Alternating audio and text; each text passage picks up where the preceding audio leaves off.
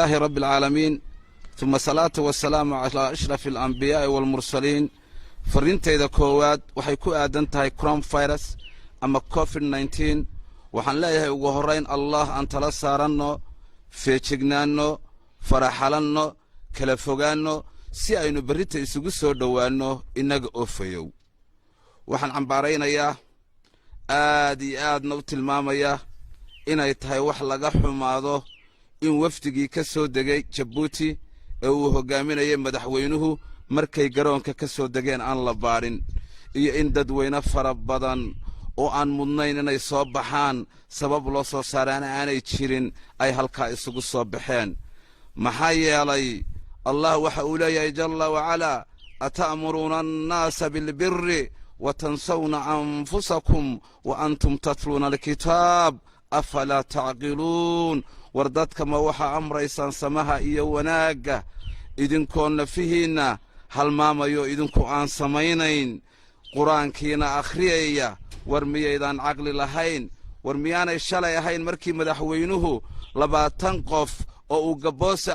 عسمي oo waliba caafimaadkooda la baaray oo aayaadka quraanka dusheena ku akhriyay aadna uga xumaa in arinta la sameeyo sidee bay ugu cuntantay maanta in dadweyne inta leeg isagii waftigii la socday aan la baarin dadka inta leeg in la isu soo saaro warmiyeenan xasuusnayn salaadii taraawiixda ahayd ee ay ahayd wadar inaynu ilaahay u hor istaagno in laynooga joojiyay coronavirus-ka awgii warmiyeenan xasuusnayn tahajjudkii in laynooga joojiyay coronavirus-ka awgii warmiyeenan xasuusnayn ciidul akbar in laynooga joojiyay coronavirus-ka awgeed ma bashar loo degdego in la soo dhaweeyo baa ka mudan in Allah la hor istaago aad baan uga xumahay inay u qaafto shaqadeedii gabtay aad baan uga xumahay gudda coronavirus-ku inay shaqadeedii gabtay guud ahaan shacabka Soomaaliland oo waa ka tacsiideynaya arrinta xun ninkii gabyaaga ay carbeed wuxuu yiri la tanha an khuluqin wa taati bimithliha عار عليك إذا فعلت عديم دبيعدها الريبين أدقو الله إيمانيا أخلاق حمها كدقين أدقو الله إيمانيا عار عليك إذا فعلت عديم هذا سدا سميسو أما قف كستو سميا عيب انتاسا أغفلان إنسان كواكو عيب وحدتك كالريبا ينو سميو سدا أوقد وحن ليه معلمين تيسكول دود الله حري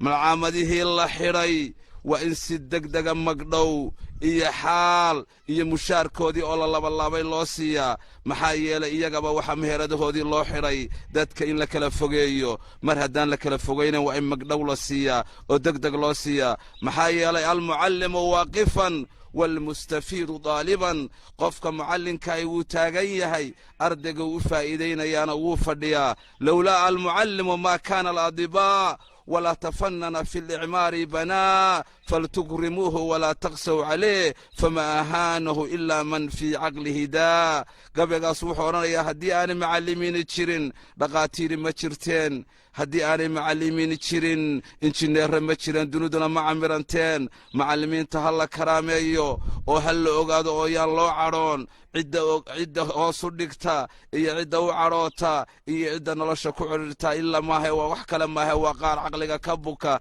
سيدا أوقات وحن لها العكتي كورون فيروس كاللوها إيه فراها بضنيد إيه مليون إيه بركة إيه ديرات كوعي قلنت بلاش كاي كوبا حدي دق معلمين تا مشاركة وحلوغا سيو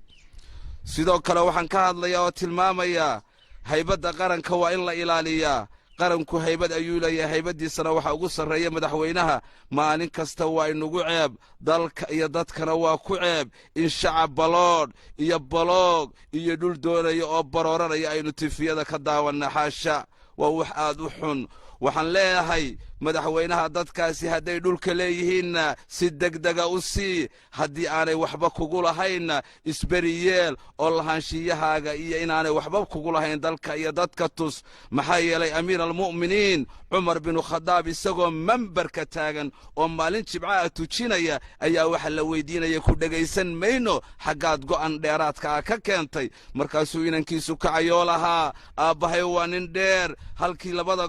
go'aygi ayaan ugu daray go'isi madaxda waa la weydiin karaa meesha ay wax ka keeneen waana la qabsan karaa mintuuna waa qabsan karaa si degdega dadka inooga reeb oo isaga reeb oo qaranka uga reeb xaasha ceeb bay ku tahay qaranka oo dhan iyo haybadiisa sidaasi lamida dadka waxaan leeyahay maxkamadaha taga enough is enough intaadna maqashiisaan waa nagu filan tahay maxkamadaha taga oo ashtakooda haddii aad ka baqaysaan maxkamaduhu inay idinka eexdaan hadalkii cali bin abi daalib radiallahu canhu ayaan idiin sheegayaa oo muxuu ahaa fain lam tajid cadlan fi lmaxkamati addunya farfac amraka ilaa maxkamati alaakhira ارفع أمرك إلى محكمة الآخرة فالشهود الملائكة والقاضي أحكم الحاكمين هدي أيضا عدالت كهلين محكمة الدنيا علي وحا ويري أرنكين أو بندقة محكمة آخرة هل كان ملائكة أيام مرخاتية كا حكم كان الله يا رديا أليس الله بأحكم الحاكمين بلا ونحن على ذلك من الشاهدين كو عبانا ينا انتا صنليهي ورهد أيضا محكمة داهن كو كالصونين محكمة إلهي أرنكين أو بندقة مرخاتي ملائكة كا حاكمنا إلهي با كا عدالتنا هل كاسا أيتا الله تانا انتا أيان كغتغيا وحان تلماميا وذا هذا الله صون noqnoqonaya ee Soomaaliland iyo Soomaaliya run ahaan Soomaaliya waxay dunidu u aqoonsan tahay wadan kaliya oo loo aqoonsan yahay wadankaasina waxa uu ka mid yahay jaamacada Arab jaamacada Arabna waxay u taqaanaa heshiisyada iyo wada hadallada iyo islaaxa inuu noqdo an yakuna waadihatan مبنية على الصدق وعدم الخضاع موافقة على القانون الوطن أو الدستور كالدستور أو ما يعادل جامعة عربت waxa looga yaqaan heshiiska wada hadallada iyo islaaxa wada heshiiska waxa loo yaqaan wadan markuu la heshiinayo in waxa lagu wada hadlayaa wax cad oo ku dhisan run oo ka fog khiyaano oo waafaqsan qaanuunka wadanka u yaala inay yihiin maxaynu waqti loogu luminayaa innaga waxaynu u dhaarannay oo madaxdeena Djibouti tagtay u dhaarsantahay infisaal iyo gooni isu taag kuwa xamar ka yimidna waxay u dhaarsan yihiin midnimo bay u dhaarsan yihiin sida awgeed waa halbacaad lagu lisay waxa loo baahan yahay haddii wada hadallada doonay in laga miro dhaliyo in dastuurka Soomaaliland la furo كمقدشان الله فرو كدبنا وذا هذا الله بلابو لبدا دستور وحران هدي وذا هذا الله أي سعودان وحي كدقيهين قبيقي يم محويري إن هرمر لدونا دودي نوية حقيبان كدونا سيديبان ودونا لقدونه سي مركه ريدوسي إيدون هدان رهو سوماها درشدا دوحدا وأنكسوغيا درشدا ورابها دوحدا أنكسوغيا هل إنمان انتو دلي هراددي دنهائيو لبدي دميات شري إسيسو دويري حقيتني كدرت حقيتني محيتني كدوكتا حقيتني كدررتا وهل بعاد لقول لسي maxay ku nuugtaa maxayse ka nuugtaa haddii la doonayo wada hadalladaas inay miro dhalaan waa in dastuurka Soomaaliland la furaa ka xamarna la furaa kadibna ay bilaamaan marka ay miro dhalayaan waxaan ka hadlayaa oo kale ku soo dhawaanaya Allahumma salli ala sayyidina Muhammad waxa soo baxay maalmahan dambe guulwadayaal aad iyo aad u fara badan dunida guulwadayaashii ugu badnaa akbar tamalluq wa nifaaq fil aalam guulwadayaashii ugu badnaa iyo nacamlayaashii ugu badnaa waxay soo baxeen dunida taariikhda la hayo waqtigii ay Masar ka tirin jireen nimankii la oran jiray mamaaligta waqtiga waxa ka dhacay Masar dhulgariir ka dhacay waxa uu sameeyay dad badan baa ku guriyo beelay ummad badan ayaa ku baxday guulwadihii weynaa ee gabyaaga ahaa ayaa gabyay wuxuu yiri ma zulsilat misr min kaydu uriidu biha lakinnaha raqasat min adlikum darba مصر ومي قريرين ودولك ومو قريرين إنو دبات دادك وقيستو لكن مدحدا كتالينا يسا مصر درتيد عدالة ديدا أيو دولكو صعب يدربان تميي ما أنت سيلا ميدا dad badan ayaa maanta sacabka sacab la mida tumaya waa maxay maanta guusha aynu ka soo haynay Djibouti waa maxay waxa aynu helay madax kala hadlaysa Saleemaan baa hadlay wasiir kala hadlay safiir baa hadlay bal dib u dhageyso hadalkooda iswaafaj أبدا يسوي من ما يهذا الكود سيدا أوجد وحن لها ما أنت الصومالي لام باوبا هنين لا شريو ما أنت الصومالي لام باوبا هنين دحدة هذا طرحان تلقى صاروا ما أنت الصومالي لام باوبا هنين لا دحمر تبليغ سياسة لقصة مايو ما أنت ضدك أيا أوبا هنين لا مدايو وحن كلوكا الله عنشور تودن كضدك لقى قاضيو أي مواطنين تبحينيان meel kasto ay Soomaaliya ka Soomaaliland ka joogan waxay doonayaan inay helaan caafimaad bilaasha waxay doonayaan inay helaan waxbarasho bilaasha waxay doonayaan inay helaan leydh bilaasha waxay doonayaan inay helaan kudaafadda oo laga qaadaa sanitationka la hagaajiyaa waxay doonayaan in loo abuuro rajo cusub iyo yiidadiilo iyo hadaf ay hiigsadaan midna ma hayaan sidaasi la mid a canshuurta la qaado iyo dhaqaalaha dibadda inaga soo gala oo laysu geeyo oo laga jaro mushaarka shaqaalaha iyo kharashaadka macquulka wixii ka soo hara waddanku wuxuu u baahan yahay si isleeg oo equal share in loo qaybiyo maxaa yeelay waa in lagu qaybiyaa badka dhulku siduu u kala weyn yahay tirada dadku siday u kala badan tahay iyo baahiduhu say u kala horreeyaan macquul noqon mayso xero keliya iyo xaafad keliya xoolaha dadka laga guro oo dhan in lagu xereeyo kuwa kanaan la yidhaahdo xasaradda joojiya xaq bay kuwan u heleen socon mayso hadduu waddanku in badan sidaa ku socday ku sii socon maayo dadku way baraarugeen madaxda afrika guud ahaanba waxa ka hor yimaada cadaadiska ay sameeyaan uma baahna dalkani cadaadis caburin cagajuglayn iyo caqliga dadka oo la caado maxaa yeelay waxaa ka dhasha inan la yidhaahdo cadaadis kadibna wuxuu xidhootaa inan la yidhaahdo adeegla inantaasu waa taa canshuurta bixinaysay caafimaad bilaasha weyday ee waxbarasho weyday ee leydh weyday ee biyo weyday adeegla ayaa la yidhahdaa way isxodxotaan markay isguursadaanna inan curada bay ku dhashaan oo la yidhaahdo maxay gadood shacab waxaan leeyahay hadda shukaansiga wuu socdaa cadaadis iyo adeegla way isxodxodanayaan maalin walba waynu aragnaa baaqa shacabka xodxodashada ka mida si aanu gadood shacab u dhicin waa in la joojiyaa cadaadiska caburinta cagajuglaynta iyo caqliga dadka oo la caayayo canshuurta dalka laga qaadana si siman oo isleeg iyo baahiyuhu say u kala mudan yihiin loo qaybiyaa waxaan ugu baaqayaa dhammaan kasta meel kastoo ay joogaan guddoomiyeyaasha xisbiga waddani gobol kasta ay ku sugan yihiin bisha soo socota 20keeda inaan u fidiyey gogol aan dhigay magaalada Cergaabo oo aan ku casuumayo anigoo uga dan leh koow inay arkaan dhulkii awoowayaashood taariikhdana wax ka ogaadaan isla markaana ay ogaadaan awoowayaashood taariikhday lahaayeen iyo dalka siday uga talin jireen haddii ay taladu dalku ku soo ururto madaxweyne kasta markuu kursiga ku fadhiisto Soomaaliland inuu yiraahdo tiisay tayday tagaysaa tu kalena socon mayso xisbiga wadani wuxuu u taagan yahay inuu taabeeniyo tamar ma waayin taagna ma waayin dalka ayuu u turayaa una tanaasilayaa laakiin haddii taa la joojin waayo mar dambe xisbiga wadani ma tanaasulayo wuxuuna u taagan yahay in sharciga la ilaaliyo lagu soo dabaalo sidaas la mid ay dalku waxa u baahan yahay doorasho waqtigeeda ku dhacdo aan maalin lagu darin maadaama aanay jirin wax national disaster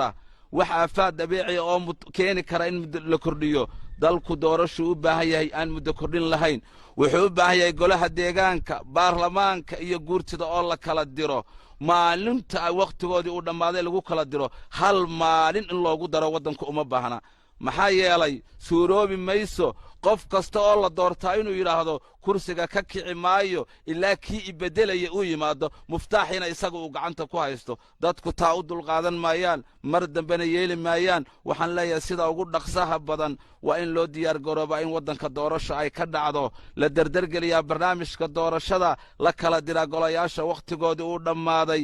ee raagay ee aan dalka iyo dadka waxba ugu maqnayn sidaas la mida shacabku ma xamili karo wandey oo ay doorashadu dib u dhacdo xisbiga wadanina ma aqbali karo doorasho lagu daro maalmo ama dib u dhacda waa in si degdeg dalka doorasho looga qabtaa qofka madaxweynaha waxa la doortay 5 sano muddo xuleedkiisuna waa 5 sano hal maalin oo dheeraad oo la doortay ma jirto kuwa kooban leeyahay madaxweyne muddadaada isku filaysi bisinka u qabo ula diyaar gala dalku siduu doorasho degdeg u gali lahaa waa hadii dalkan la doonayo inuu sii jiro iyo inuu sii socdo iyo inuu dunida la jaan qaado guud ahaan gobolka Sanaa waxaan ugu baaqayaa nabad qoriga qadhiga qalinka qaata isku duubnaada khilaafaadka jira ee dhinac walba ka jira wada hadal darisnimo muslimnimo xididnimo gacalnimo ku dhameeya danteenu waxay ku jirtaa inaynu midaysnaano isku duubnaano qalinka qaadano qoriga dhigno caalamka la jaan qaadno goboladii ilaahi rabbil alamin thumma salatu wassalamu ala ashrafil anbiya'i wal mursalin farintayda koowaad waxay ku aadan tahay coronavirus ama covid-19 waxaan leeyahay ugu horrayn allah aan tala saaranno feejignaanno faraxalanno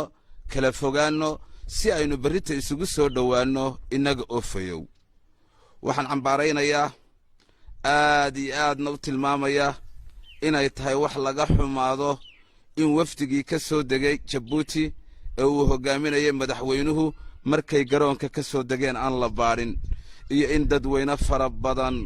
oo aan mudnayn inay soo baxaan sabab loo soo saaraana aanay jirin ay halkaa isugu soo baxeen maxaa yeelay allah waxa uu leeyahay jalla wacalaa ata'muruuna annaasa bilbiri watansawna anfusakum wa antum tatluuna alkitaab afalaa tacqiluun war dadka ma waxaa amraysaan samaha iyo wanaagga idinkoo nafihiinna halmaamayo idinku aan samaynayn qur-aankiina akhriyaya war miyaydaan caqli lahayn war miyaanay shalay ahayn markii madaxweynuhu 20 qof oo uu gabboose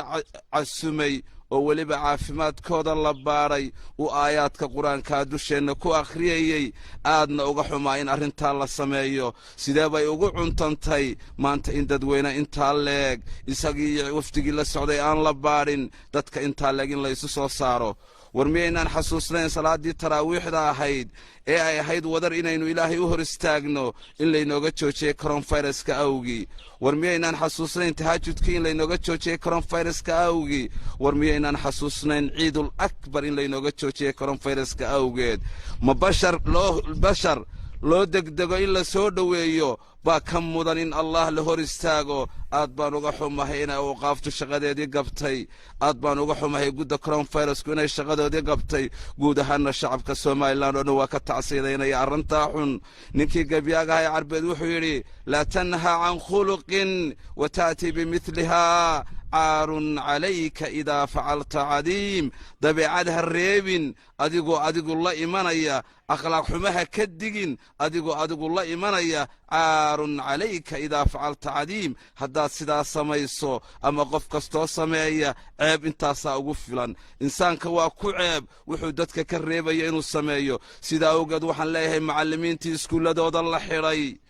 malcaamadihii la xidhay waa in si degdega magdhow iyo xaal iyo mushaarkoodii oo la labalaabay loo siiyaa maxaa yeelay iyagaba waxaa meheradahoodii loo xidhay dadka in la kala fogeeyo mar haddaan la kala fogaynan waa in magdhow la siiyaa oo degdeg loo siiyaa maxaa yeelay almucallimu waaqifan walmustafiidu daaliban qofka mucallinkaahi wuu taagan yahay ardayga u faa'iidaynayaana wuu fadhiyaa lowlaa almucallimu maa kaana aladibaa ولا تفنن في الإعمار بنا فلتكرموه ولا تقسوا عليه فما أهانه إلا من في عقله دا قبل أصبحوا يا هدي أنا معلمين تشيرين دقاتير ما تشيرتين هدي أنا معلمين تشيرين إنجنير ما تشيرين دنودنا معمرنتين معلمين تهلا كراميو وهل أقعد أويا الله عرون عدة أصدقتا إيه عدة وعروتا إيه عدة نلاشا كعرتا إلا ما هو وحكا ما هو قار عقلك كبوكا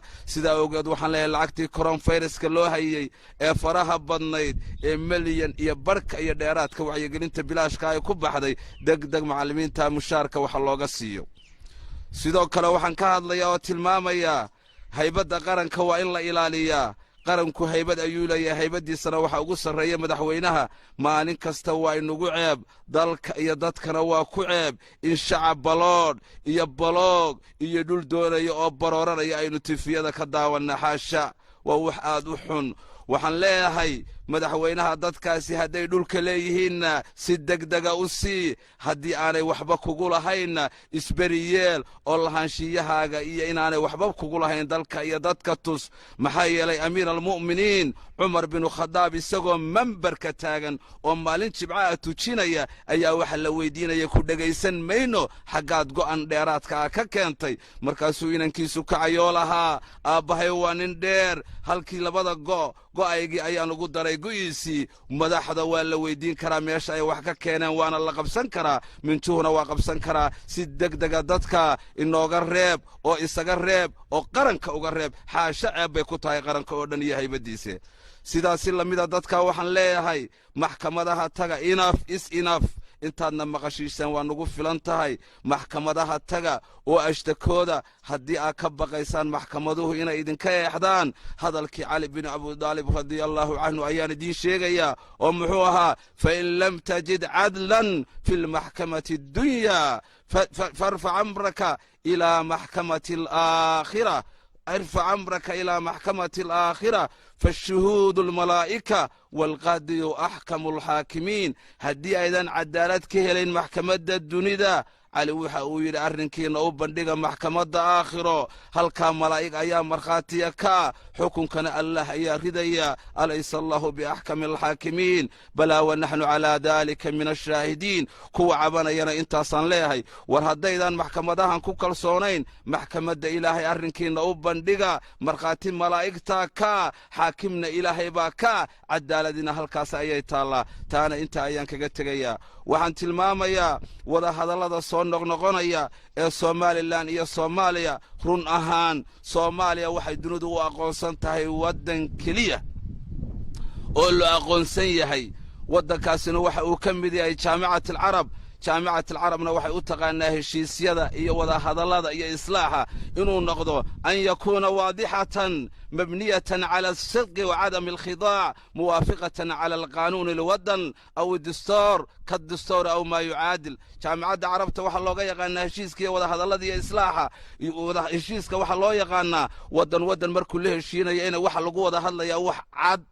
oo ku dhisan run oo ka fog khiyaano oo waafaqsan qaanuunka wadanka u yaala inay yihiin maxaynu waqti loogu luminayaa innaga waxaynu u dhaarannay oo madaxdeena Djibouti tagtay u dhaarsantahay infisaal iyo gooni isu taag kuwa xamar ka yimidna waxay u dhaarsan yihiin midnimo bay u dhaarsan yihiin sida awgeed waa halbacaad lagu lisay waxa loo baahan yahay haddii wada hadallada doonay in laga miro dhaliyo in dastuurka Soomaaliland la furo ka muqdishana la furo kadibna wada hadallada la bilaabo labada dastuur oo xiran haddii wada hadalladu ay socdaan waxay ka dhigan yihiin gabaygii yamyam muxuu yidhi in horumar la doonaa dawadeenna weeye xaggee baan ka doonnaa sidee baan u doonnaa laga doonihiisii marka hore i duusiyey ii doon haddaan dhaho soo maaha dirashada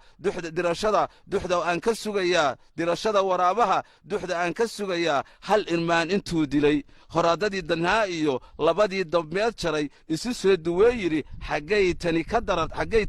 tani ku duugtaa xaggay tani ka darartaa waa halbacaad lagu lisay maxay ku nuugtaa maxayse ka nuugtaa haddii la doonayo wada hadalladaas inay miro dhalaan waa in dastuurka Soomaaliland la furaa ka xamarna la furaa kadibna ay bilaamaan marka ayay miro dhalayaan waxaan ka hadlayaa oo kale ku soo dhawaanayaa waxa soo baxay maalmahan dambe guulwadayaal aad iyo aad u fara badan dunida guulwadayaashii ugu badnaa أكبر تملق والنفاق في العالم قولوا وضياشي يقبضنا إيا نعملياشي يقبضنا وحي صوبحين دونيدا تاريخ دا الله هيو وقتقي أي مصر كترين شرين نمانكي لوران شرين مماليكتا وقتقا وحا كدعي مصر dhulgariir ka dhacay waxa uu sameeyay dad badan baa ku guriyo beelay ummad badan ayaa ku baxday guulwadihii weynaa ee gabyaaga ahaa ayaa gabiyey wuxuu yidhi maa zulsilat misr min kaydu uriidu bihaa lakinahaa raqasat min cadlikum darba مصر ومي قريرين ودولك ومو قريرين إنو دبات دادك وقيستو لكن مدحدا كتالينيسا مصر درتيد عدالة ديدا أيو دولكو صعب يدربان تميي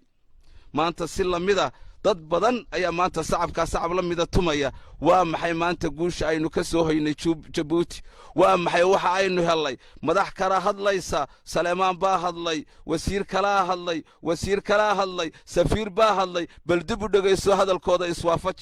أبدا يسوي من ما يهذا الكود سيدا أوجد وحن لها ما أنت Somaliland بأوباهن إلا شريو ما أنت Somaliland بأوباهن دحد هذا ترحان تلقى صاروا ما أنت Somaliland بأوباهن إلا دحمر تبليغ سياسة اللي قصة أيو ما أنت ضدك أيا أوباهن إلا مدايو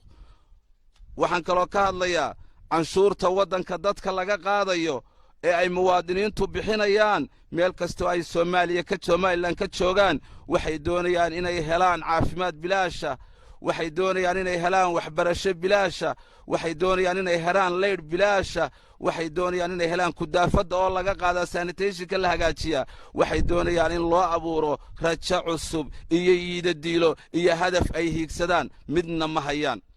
sidaasi lamida canshuurta la qaado iyo dhaqaalaha dibadda inaga soo gala oo la isu geeyo oo laga jaro mushaarka shaqaalaha iyo kharashaadka macquulka wixii ka soo hara waddanku wuxuu u baahan yahay si isleeg oo equal share in loo qaybiyo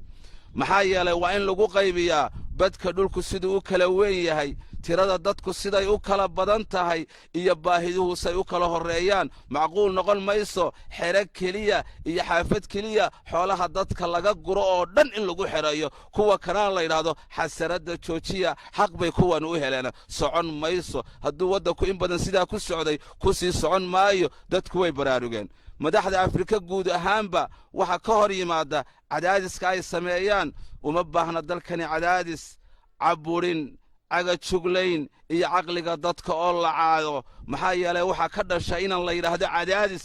kadibna wuxuu xidhootaa inan la yidhaahdo adeegla inantaasu waa taa canshuurta bixinaysa ee caafimaad bilaasho weyday ee waxbarasho weyday ee laydh weyday ee biyo weyday adeegla ayaa la yidhahdaa way isxodxotaan markay isguursadaanna inan curada bay ku dhashaan oo la yidhaahdo maxay gadood shacab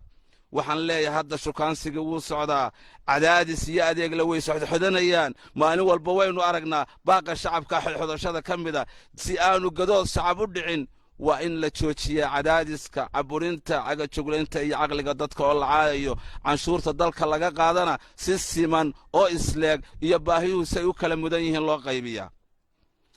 waxaan ugu baaqayaa dhammaan kasta meel kastoo ay joogaan guddoomiyeyaasha xisbiga waddani gobol kasta ay ku sugan yihiin bisha soo socota 20keeda inaan u fidiyey gogol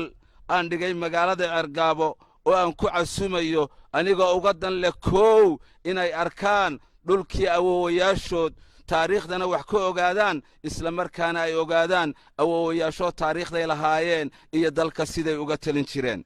haddii ay taladu dalku ku soo ururto madaxweyne kasta markuu kursiga ku fadhiisto Soomaaliland inuu yiraahdo tiisay tayday tagaysaa tu kalena socon mayso xisbiga waddani wuxuu u taagan yahay inuu taabeeniyo tamar ma waayin taagna ma waayin dalka ayuu u turayaa una tanaasilayaa laakiin haddii taa la joojin waayo mar dambe xisbiga waddani ma tanaasulayo wuxuuna u taagan yahay in sharciga la ilaaliyo lagu soo dabaalo sidaasi lamid ay dalku waxa u baahan yahay doorasho waqtigeeda ku dhacdo aan maalin lagu darin maadaama aanay jirin wax national disaster wax aafaad dabiici oo keeni kara in la kordhiyo dalku doorasho u baahan yahay aan muddo kordhin lahayn wuxuu u baahan yahay golaha deegaanka baarlamaanka iyo guurtida oo la kala diro maalinta ay waqtigoodii u dhammaaday lagu kala diro hal maalin in loogu daro waddanku uma baahna maxaa yeelay suuroobi mayso qof kasta oo la doortaa inuu yidhaahdo kursiga ka kici maayo ilaa kii ibedelaya uu yimaado muftaaxina isaga uu gacanta ku haysto dadku taa u dulqaadan maayaan mar dambena yeeli maayaan waxaan leeyahay sida ugu dhaqsaha badan waa in loo diyaar garoobaa in waddanka doorasho ay ka dhacdo la derdergeliyaa barnaamijka doorashada la kala diraa golayaasha wakhtigoodii uu dhammaaday ee raagay ee aan dalka iyo dadka waxba ugu maqnayn sidaasi lamida shacabku ma xamili karo wendey oo ay doorashadu dib u dhacdo xisbiga waddanina ma aqbali karo doorasho lagu daro maalmo ama dib u dhacda waa in si degdega dalka doorasho looga qabtaa qofka madaxweynaha waxa la doortay 5 sano muddo xuleedkiisuna waa 5 sano hal maalin oo dheeraadoo la doortay ma jirto kuwa koobaan leeyahay madaxweyne muddadaada isku filaysii bisinka u qabo ula diyaargala dalku siduu doorasho degdega u geli lahaa waa haddii dalkan la doonayo inuu sii jiro iyo inuu sii socdo iyo inuu dunida la jaan qaado guud ahaan gobolka Sanaa waxaan ugu baaqayaa nabad qoriga dhiga qalinka qaata isku duubnaada khilaafaadka jira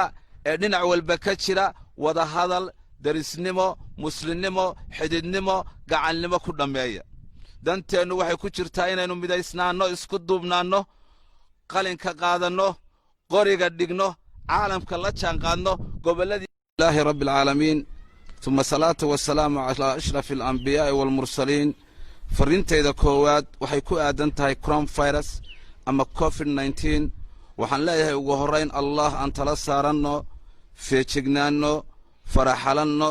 kala fogaanno si aynu berrita isugu soo dhowaanno inaga oofayow waxaan cambaaraynayaa aad iyo aadna u tilmaamayaa inay tahay wax laga xumaado in wafdigii ka soo degay Jabuuti ee uu hogaaminayay madaxweynuhu markay garoonka ka soo degeen aan la baarin iyo in dadweyne fara badan oo aan mudnayn inay soo baxaan sabab loo soo saaraan aanay jirin ay halkaa isugu soo baxeen maxaa yeelay allah waxa uu leeyahay jalla wa ala ata'muruna an-naasa bil birri wa tansawna anfusakum wa antum tatluna al-kitab afala ta'qiluun war dadka ma waxa amraysan samaha iyo wanaaga idinkoo nafihiina halmaamayo idinku aan samaynayn quraankiina akhriyaya war miyaydan aqli lahayn war miyaanay